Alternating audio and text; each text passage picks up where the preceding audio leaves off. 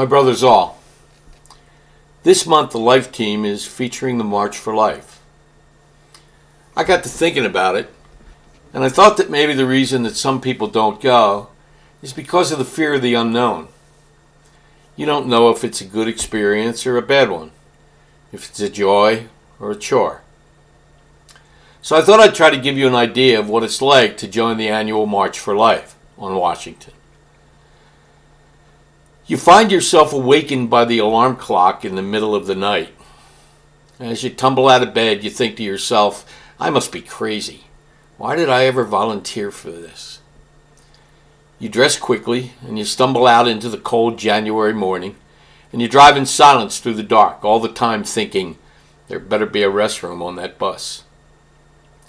As you pull up to the church, you find yourself somewhat surprised at how many cars are already in the parking lot. And you think to yourself, well, apparently there are quite a few others as crazy as I am. Then you slide into a pew and you say a few prayers in preparation for Mass. Mass moves along quickly and somewhat quietly, and you find yourself thinking, this is nice. I think I'll try to hit daily Mass once in a while.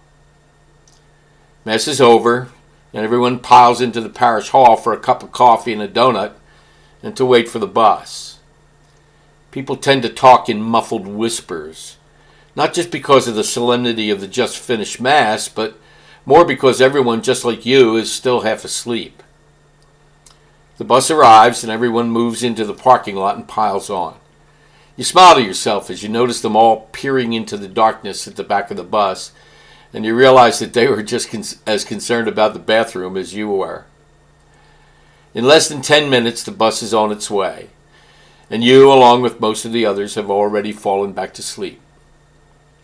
Sometime later, your brain sends a wake-up call to the rest of your body as the bus slows down and pulls into an oversized McDonald's parking lot, so that everyone can get a McBreakfast, a McCoffee, and McIndigestion. The rest of the trip is taken up by a decade of the Rosary, some spiritual videos, and mostly conversations with your fellow passengers. It becomes rather comforting when you realize that they have the same questions and concerns that you do. How many will be there? How long is the march? Will the pro-abortionists be there? Will there be confrontations? The first of your many questions begins to get answered as you pull into the parking lot at RFK Stadium, the former home of the Washington Redskins, and you see more buses in one place than you've ever seen in your life.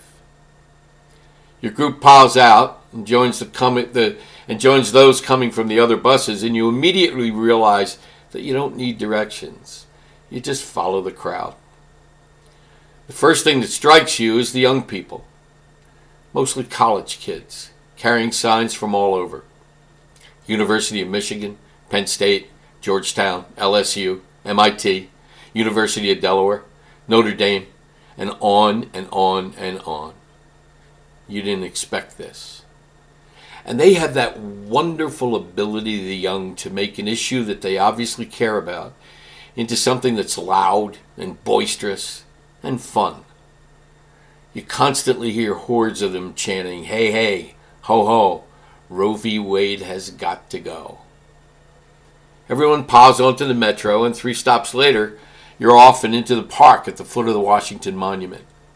You look up at a large wooden stage where formalities have already started and where they're introducing congressmen and senators and last year the Vice President of the United States.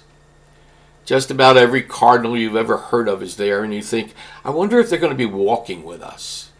The answer is yes. At 1 o'clock on the dot, the crowd begins to move into the middle of Constitution Avenue and starts the walk toward the Supreme Court about 15 blocks away. Some are saying the Rosary. Many are carrying signs.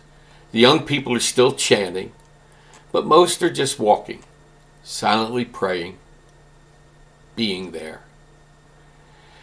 When you get to the top of a little knoll just before the Supreme Court, you stop and you turn around and you peer back down the hill.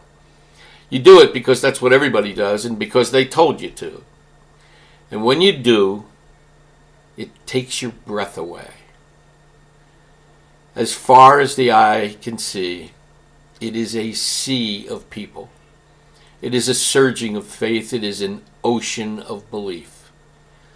And you stand there transfixed, and you stare, and you think, dear Lord, I had no idea. There must be 1 million of us. And you're right, there are.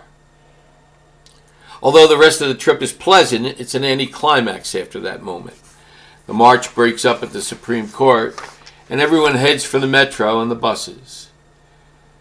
You get on the bus, and you're glad for the quiet time to think about this amazing day. You started out thinking you must be crazy for taking this trip, and now you're thinking that everyone else is crazy for not taking it. You started out thinking, I hope this isn't a bunch of radicals, and now you're thinking, my God, it's all true. The horrors are real. You started out thinking, I'll never do this again.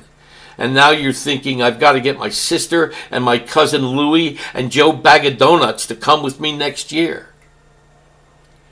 January 22nd is the anniversary of Roe versus Wade.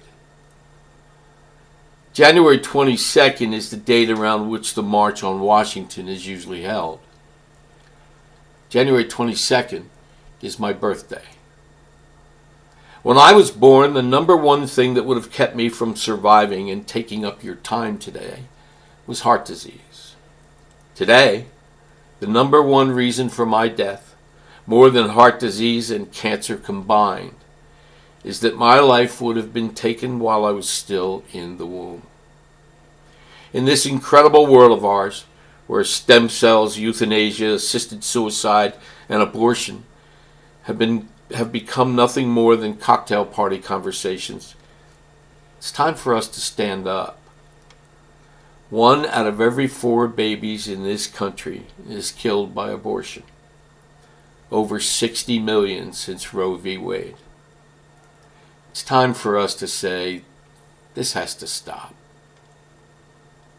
You want to make a difference? You want to change this horrible culture of death in our society? Do you want to be a real knight in shining armor? Then get your council to join the march. Rent a bus. Go to Washington. Save a life. And then someday down the line, you might look at a newborn baby and think to yourself, you just might be here because of me. Viva Jesus, brothers.